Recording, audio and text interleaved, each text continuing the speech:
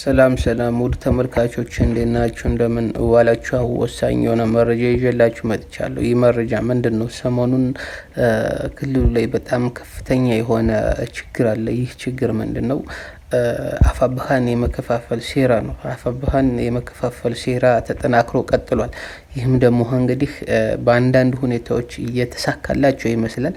ይህ ስለዚህ አሁንም በጣም የገባሉ ሰርገው የገባሉ። እነዚህ ያመጡት ሴራ ስንለፈልፈው ነበር፣ ስንናገረው ነበር፣ ስናሳውቅ ነበር፣ ደክመንበታል።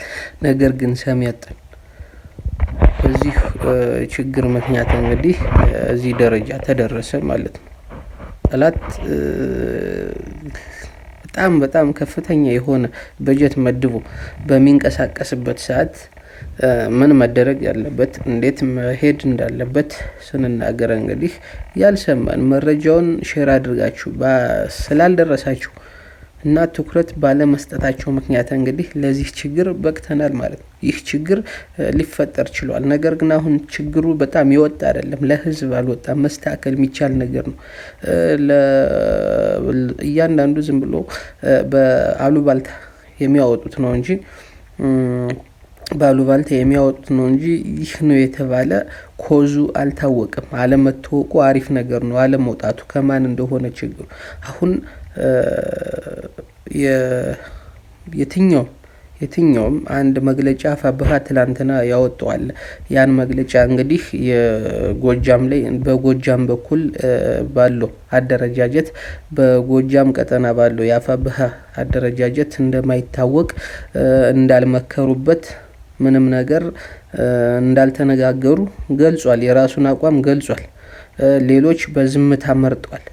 ይህን እንግዲህ ምን ምክንያት እንደሆነ ያም ማለት እንግዲህ ከኛ እውቅና ውጭ ነው ብለው የተናገሩበት በድፍረት ነው ይህንን የተናገሩበት። ስለዚህ የሆነ ችግር እንዳለ ግልጽ ነው ማለት ነው። የሆነ ችግር እንዳለ ግልጽ ነው። ስለዚህ አፋብኃ ውስጥ ራሳቸውን መፈተሽ፣ በተለይ እዚህ ጋር ጣልቃ መግባት ያለባቸው እነማን ናቸው? የአባት አርበኞች እዚህ ጋር ተብሎ ጣልቃ ገብተው ልዩነቱ ሳይሰፋ ማሳወቅ አለባቸው። ችግሩን መፍታት አለባቸው።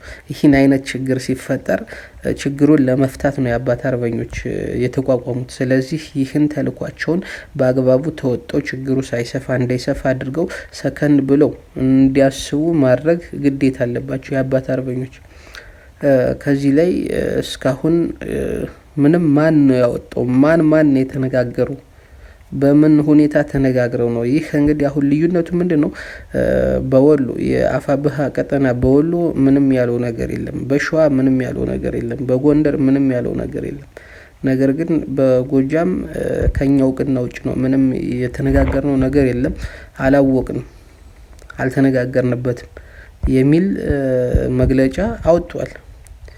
ያውም ደግሞ የአማራ ፋኖ በጎጃም ብለው ማለት ነው። አፋብኃ ብለው አልጠሩትም። አፋብኃን ረስተው በግልጽ እንደተገነጠሉ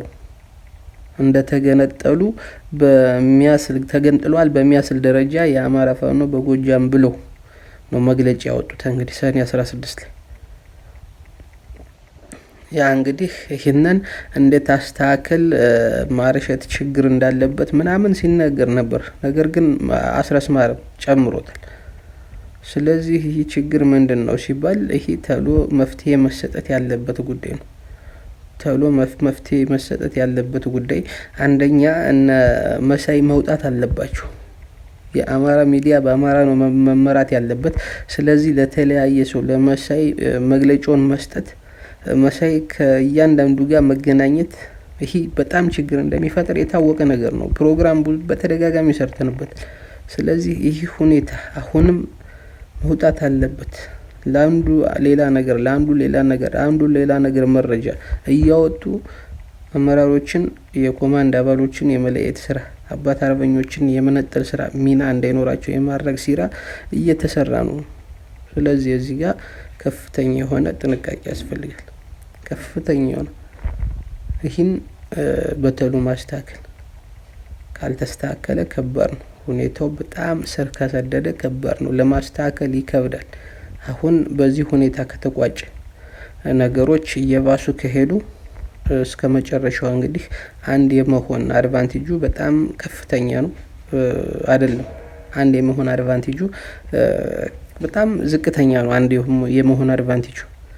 ነገር ግን አሁን ምንም ሳይሉ የአባት አርበኞች ጣልቃ ገብተው ካስተካከሉት ወደ አንድ የምንትኔ ማለት የመሻሻል ሁኔታ አለ።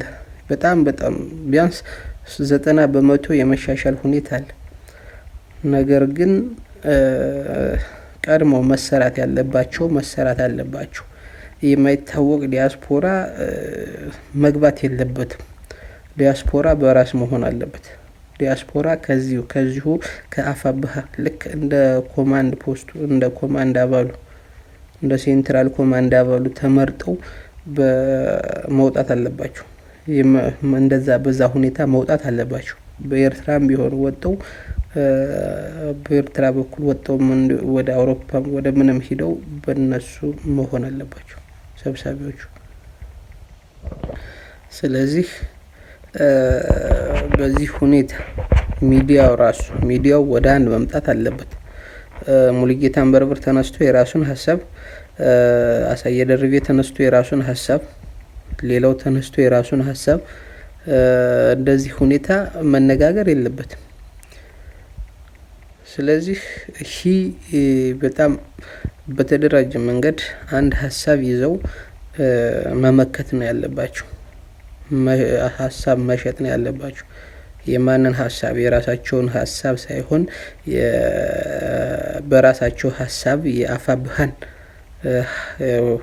መርህ የአፋብሃን ተልእኮ የአፋብሃን ራዕይ በሚያስተላልፉበት መንገድ የራሳቸውን ፖዚቲቭ ኢነርጂ ጨምረው የበላይነት ወስደው ለአሸናፊነት መዘጋጀት ነው መቻል ያለባቸው ሚዲያዎች እንጂ አሁን እነሱ የፈለጉትን ተነስተው የማሰራጨት የፈለጉትን ተነስተው የማዛመት የፈለጉትን ተነስተው የመርጨት የፈለጉትን ተነስተው ለህዝቡ የማስተላለፍ እንደዛ መሆን የለበትም። ሚዲያ መደራጀት አለበት።